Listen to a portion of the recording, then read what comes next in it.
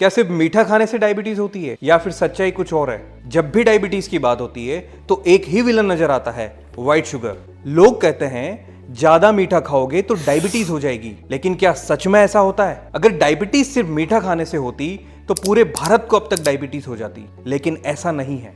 Diabetes सिर्फ मीठा खाने से नहीं होती है, जबकि इसकी जड़ें कहीं और भी हैं। असल में डायबिटीज का असली गेम कार्बोहाइड्रेट्स और इंसुलिन से जुड़ा हुआ है। हम जो भी चीजें खाते हैं, चाहे वह चावल हो, ब्रेड हो, आलू हो या कोई और हाई कार्ब फूड, ये सभी बॉडी में जाकर ग्लूकोज में बदल जाते हैं। जब ये ग्लूकोज ब्लड में जाता है तो इसे कंट्रोल करने के लिए इंसुलिन रिलीज होता है।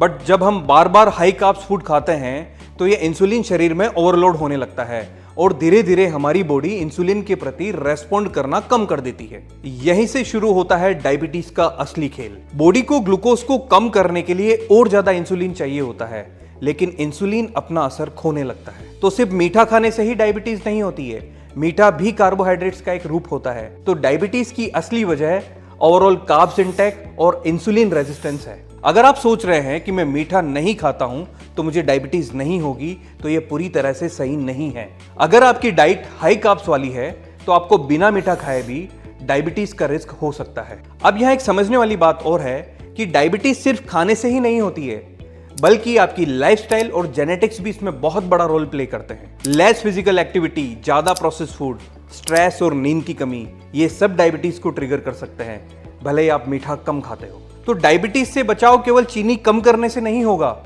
यहां हमें हमारी ओवरऑल डाइट और लाइफस्टाइल को सुधारना होगा।